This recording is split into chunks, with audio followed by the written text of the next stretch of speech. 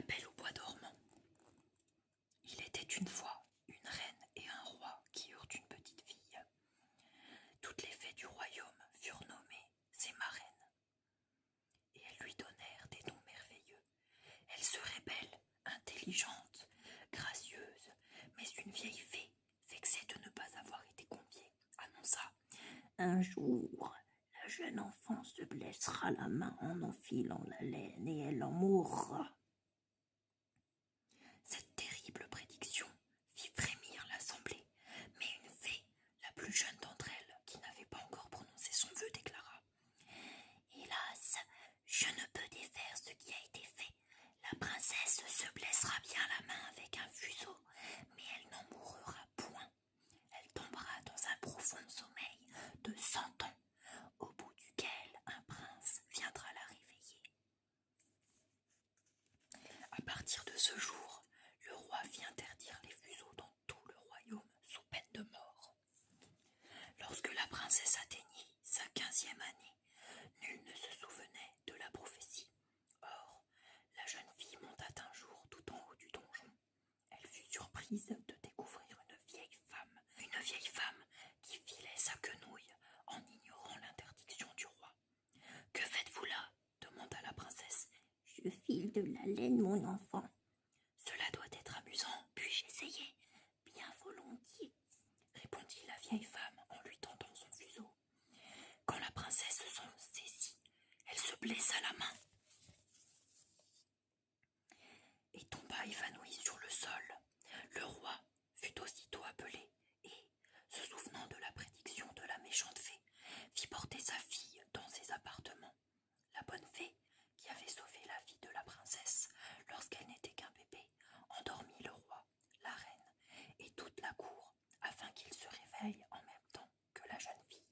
Tout autour du palais poussèrent des ronces, des buissons à épines et des arbres géants. Ni homme ni bête n'aurait pu entrer. 100 ans passèrent. Un jour, d'un royaume voisin s'égara dans la forêt. Alors qu'il chassait, il aperçut avec surprise les tours du château et demanda à un vieil homme qui en était le propriétaire. Mon arrière-grand-père me racontait souvent qu'une princesse magnifique y dormait depuis de nombreuses années, attendant le tendre baiser d'un prince qui romprait le sortilège et la réveillerait, répondit le vieillard. Le jeune homme n'eut alors plus qu'un désir, aller la voir par lui-même. Aller voir par lui-même ce qu'il en était. Comme il s'approchait, les ronces et les buissons épineux s'écartèrent comme par magie. Le prince se fraya un chemin jusqu'aux portes du château. Lorsqu'il fut passé, les broussailles se refermèrent brutalement derrière lui. « Mais quel étrange endroit !» pensa-t-il en continuant son chemin. Partout autour de lui, les gardes, les domestiques et même les bêtes dormaient d'un sommeil profond. La vie dans le château semblait en suspens. Lorsque le prince arriva enfin dans les appartements de la princesse, il vit une jeune fille d'une grande beauté allongée sur un lit de fleurs. Il s'en approcha et se mit à genoux devant elle. Puis, avec une extrême douceur, l'embrassa. La princesse s'éveilla aussitôt et regarda tendrement le jeune homme. Au même moment, tout le château s'éveilla. Chacun reprit ses activités là où il les avait laissées. Le roi et la reine retrouvèrent leur fille et de grandes fêtes furent organisées pour célébrer le mariage du prince et de la princesse. La Belle et la Bête. Il était une fois un marchand qui avait 3 filles. Les 2 aînées, méchantes, aimaient se contempler et porter de beaux habits. La cadette, au contraire, était d'une grande gentillesse et d'une beauté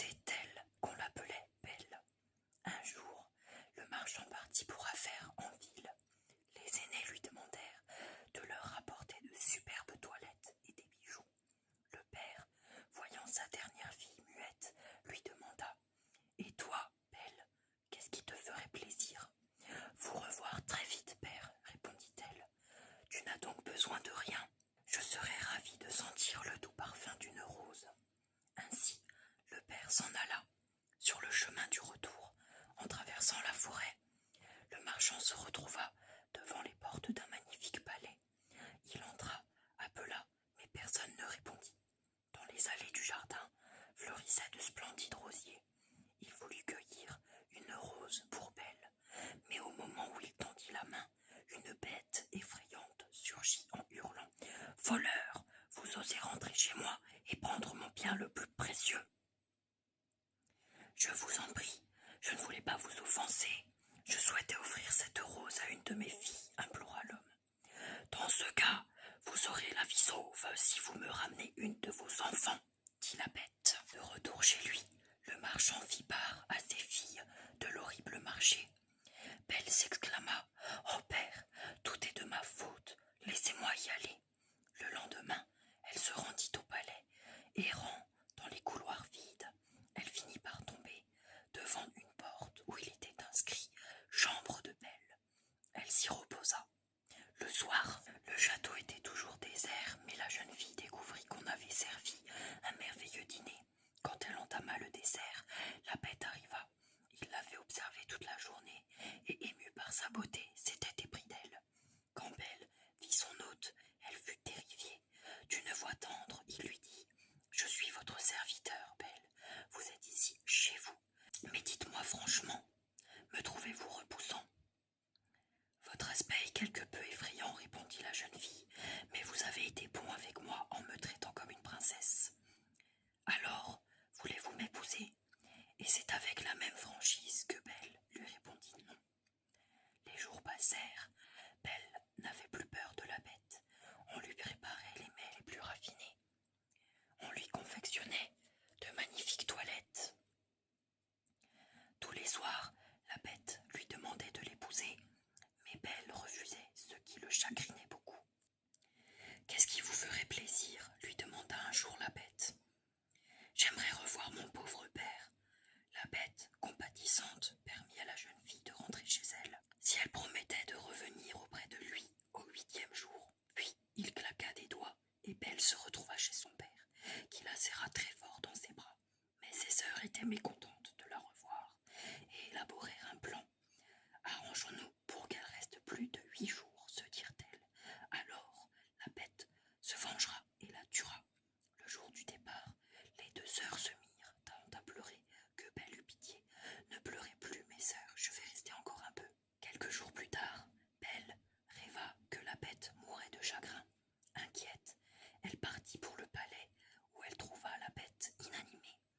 La jeune fille lui aspergea le visage d'eau, et la bête ouvrit les yeux et dit « Je croyais que vous m'aviez abandonnée, je me laissais mourir de désespoir. »« Je suis là maintenant, et je veux vous épouser, » répondit Belle. À ces mots, le palais s'illumina, et la bête se transforma en un beau prince. Il lui raconta alors comment une sorcière lui avait jeté un sort, le condamnant à rester une bête jusqu'au jour où une femme viendrait le libérer. C'est ainsi qu'ils se marièrent et vécurent heureux. La bergère et le ramoneur. Dans un salon se trouvait une armoire, au bois noirci par l'âge. Elle était sculptée de haut en bas de roses, de tulipes et de petites têtes de cerf ornées de grandes ramures. Au milieu de l'armoire, on voyait un drôle de petit bonhomme grimaçant. Il avait des pattes de bouc, des cornes au front et une longue barbe. Les enfants de la maison l'appelaient le grand général commandant en chef Pied-de-Bouc. Il regardait toujours vers la console, placée sous la grande glace, où se tenait une ravissante petite bergère de porcelaine. Elle portait un petit chapeau et des souliers dorés, une robe ornée de roses et une houlette. Tout près d'elle se tenait un petit ramoneur, noir comme du charbon, mais de porcelaine aussi. Il tenait son échelle sous le bras, et son visage était rose et blanc comme celui d'une jeune fille. Ils étaient placés si près l'un de l'autre qu'ils s'étaient fiancés. Non loin d'eux se trouvait un vieux Chinois qui pouvait hocher la tête. Lui aussi était en porcelaine. Il prétendait être le grand-père de la petite bergère et soutenait qu'il avait tout pouvoir sur elle. C'est pourquoi il avait répondu par un aimable hochement de tête lorsque le général commandant en chef Pied-de-Bouc lui avait demandé la main de la petite bergère. « Tu auras là un mari, dit le vieux Chinois à la bergère, qui fera de toi une grande générale commandante en chef Pied-de-Bouc. Cette nuit, dès que la vieille armoire craquera, vous vous marierez, voix de Chinois. » Là-dessus, il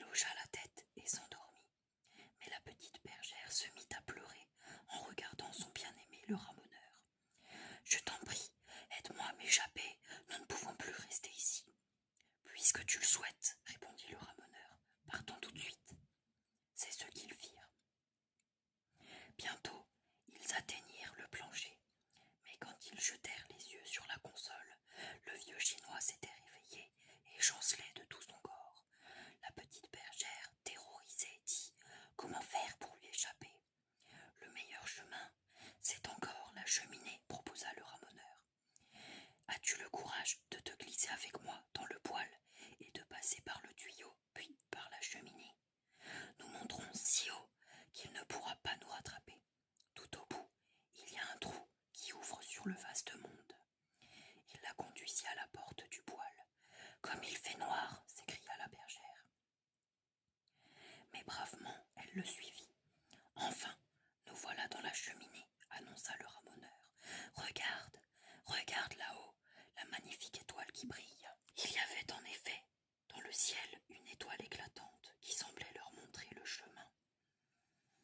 Ils arrivèrent ainsi jusqu'au rebord de la cheminée, où ils s'assirent pour se reposer un peu. Le ciel étoilé s'étendait au-dessus d'eux et les toits de la ville à leurs pieds. Ils promenèrent leurs regards tout autour d'eux, loin sur le vaste monde. La petite bergère ne se l'était jamais imaginé ainsi. La tête appuyée contre le ramoneur, elle se mit à pleurer. « C'est plus que je ne pouvais en supporter. Le monde est trop immense. Oh, si je pouvais me retrouver sur la console près de la glace, je serais si heureuse. Je t'ai suivi dans le monde. Maintenant, ramène-moi là-bas si tu m'aimes un peu. » Le ramoneur essaya de la raisonner, mais elle sanglotait si fort qu'il fut obligé de céder, et tous les deux redescendirent par la cheminée, puis par le tuyau et arrivèrent au poêle. Là, ils firent le guet derrière la porte. Comme ils n'entendaient aucun bruit, ils passèrent la tête. Hélas, le vieux chinois gisait au milieu du parquet. Il était tombé de la console en voulant les poursuivre et s'était cassé en 3 morceaux. Le dos s'était détaché du corps et la tête avait roulé dans un coin. En revanche, le grand général commandant en chef Pied-de-Bouc se tenait toujours à la même place, l'air pensif. « C'est affreux, » dit la petite bergère. « Le vieux grand-père est en pièces et c'est de notre faute. »« Oh, on peut le réparer, » dit le ramoneur, « mais ne te désole donc pas. Quand on lui aura recollé le dos et mis un bon crochet dans le cou, il sera aussi neuf qu'avant. Il pourra nous dire encore bien des choses désagréables. » Et ils remontèrent sur la console. « Nous voilà bien avancés, » dit le ramoneur. « Nous aurions pu nous épargner toute cette peine. »« Pourvu qu'on puisse recoller le vieux grand-père, » dit la bergère. Peu après, le vieux chinois fut réparé, mais il ne pouvait plus hocher la tête. « Vous faites bien le fier depuis que vous avez été brisé en morceaux, » dit le grand général commandant en chef Pied-de-Bouc. « Décidez-vous, aurais-je la demoiselle, oui ou non ?» Le ramoneur et la petite bergère jetèrent au vieux chinois un regard attendrissant. Ils avaient si peur qu'ils disent oui de la tête, mais ils ne pouvaient pas. Son cou était immobilisé par le crochet, ayant servi à le réparer. Rien, rien ne séparera plus les 2 jeunes gens de porcelaine. Ils peignirent le crochet du grand-père et s'aimèrent tendrement, jusqu'au jour où ils furent eux-mêmes cassés. Pipus veut voir le monde. Pipus le sait. Pour faire tomber la pluie, il faut serrer les poings très fort, jusqu'à en devenir tout gris. Mais le petit nuage a beau essayer, rien n'y fait.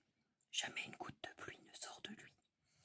Alors que tous ses amis sont en âge d'aller arroser les 4 coins du monde, le grand chef Cumulogigantus s'adresse à lui.